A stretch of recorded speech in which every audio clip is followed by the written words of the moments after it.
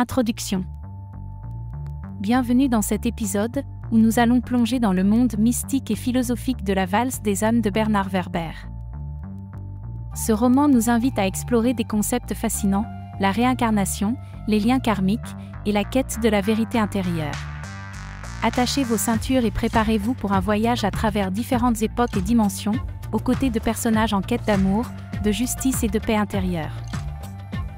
Les influences mystérieuses de nos vies. L'histoire s'ouvre sur une dédicace spéciale de l'auteur, un hommage aux défenseurs des livres et des bibliothèques. Bernard Werber soulève une question qui nous parle tous: quelles sont les forces invisibles qui nous guident? Entre hérédité, karma et libre arbitre, chaque élément semble jouer un rôle clé. Mais peut-on vraiment se libérer de ces influences pour tracer son propre chemin? C'est la question que pose ce roman, en fil rouge tout au long du parcours de ses personnages. De la préhistoire au présent, le parcours d'Eugénie. L'histoire commence dans la préhistoire, avec une jeune femme courageuse qui découvre le feu. Ce moment est une métaphore de l'émancipation de l'humanité. Puis, en un clin d'œil, nous voilà propulsés dans le présent, avec Eugénie Toledano. En rencontrant sa mère, gravement malade, Eugénie reçoit une révélation étrange et puissante. Elle devra affronter des forces obscures et former une main de lumière pour lutter contre elles. C'est le début d'une quête qui la transformera à jamais. À la recherche de ses vies antérieures. Eugénie décide d'explorer son passé à la recherche de réponses.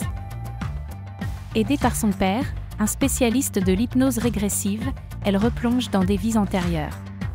Chaque souvenir la transporte dans des époques lointaines, où elle découvre des personnages mystérieux et des amours qui résonnent avec sa propre existence.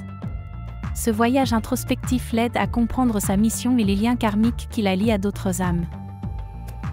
La complexité de l'amour et des idéologies. Dans sa vie actuelle, Eugénie rencontre Nicolas Ortega, un militant politique passionné. Leur amour est intense, mais aussi teinté de conflits idéologiques. Ensemble, ils se heurtent à des extrémismes, des forces opposées qui incarnent l'éternelle lutte entre l'ombre et la lumière. À travers cette relation complexe, le roman explore comment nos amours et nos convictions peuvent être à la fois une source de force et de tourment. Enseignements mystiques et figures spirituelles. Au fil de ses régressions, Eugénie croise des figures spirituelles emblématiques comme Pythagore et Bouddha.